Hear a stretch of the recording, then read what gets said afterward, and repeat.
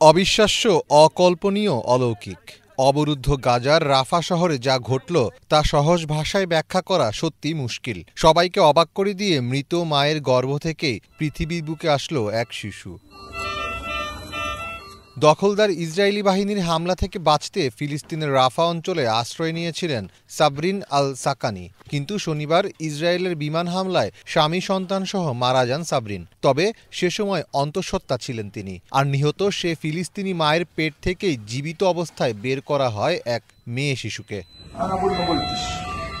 বর্তমানে শিশুটিকে রাফার একটি হাসপাতালের ইনকিউবেটরে রাখা হয়েছে। শিশুটির কোমরে বাঁধা একটি টেপে তার নাম হিসাবে লেখা রয়েছে শহীদ সাবরিন আল সাকানির সন্তান। মৃত মায়ের পেট থেকে জন্ম নেওয়া শিশুটির বাবা ও বোনও এই হামলায় নিহত হয়েছে। ফলে এতিম অবস্থাতেই জন্ম হয়েছে তার। ভূমিষ্ঠ হওয়া এই নবজাতকটি বর্তমানে মোহাম্মদ সালামা নামের এক চিকিৎসকের তত্ত্বাবধানে রয়েছে।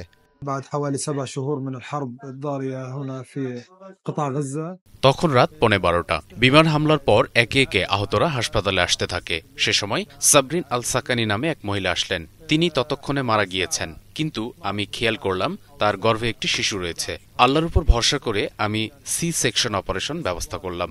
সাকানি এমন একটা সময়ে শিশুকে গর্ভে রেখে মারা গেছেন যখন অকাল প্রসব একটি স্বাভাবিক ঘটনা, কিন্তু আল্লাহর রহমতে এবং বিশেষজ্ঞ নার্সদের সহায়তায় আমরা শিশুটিকে পৃথিবীতে আনতে পেরেছি। ফিলিস্তিনি স্বাস্থ্য কর্মকর্তারা জানিয়েছেন, ইসরায়েলি হামলায় নিহত হওয়ার পর 1 কেজি 400 গ্রাম ওজনের শিশুটিকে জরুরিভাবে সিজারের মাধ্যমে তার মায়ের পেট থেকে বের করা হয়। তার মা মৃত্যুর সময় 30 সপ্তাহের অন্তঃসত্ত্বা ছিলেন। যদিও এই শিশুটি বেঁচে গেছে, কিন্তু সময়ের আগে জন্ম হওয়ায় তার বেশ কিছু সমস্যা রয়েছে। শিশুটি পৃথিবীতে এতিম হয়ে আসলো। এর চেয়ে বড় ট্র্যাজেডি আর কি হতে পারে? তার এখন মায়ের বুকের দুধ দরকার, কিন্তু সেটি এখন সে কোথায় পাবে বলুন? শিশুটির চিকিৎসাধীন রয়েছে এবং সে সেখানে 3 থেকে 4 সপ্তাহ পর্যবেক্ষণে থাকবে।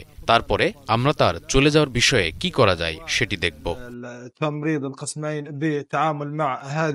শিশুটির বাবা পেশায় একজন নাপিত ছিলেন। তার ভাই রামি আল শেখও একই পেশায় আছেন। হাসপাতালে নিজের পরিবারের সবার লাশ দেখে কান্নায় ভেঙে পড়েন রামি। তিনি জানান, হামলায় নিহত হওয়া তার বোন মালাক শিশুটির নাম রাখতে চেয়েছিল রুহ, যার বাংলা অর্থ আত্মা।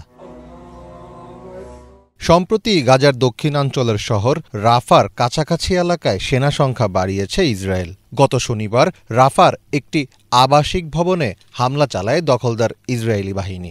এই হামলায় অন্তত 13 জন নিহত হন, যাদের অধিকাংশই নারী ও শিশু। মীর ফজলে রাব্বি, বাংলা ভিশন।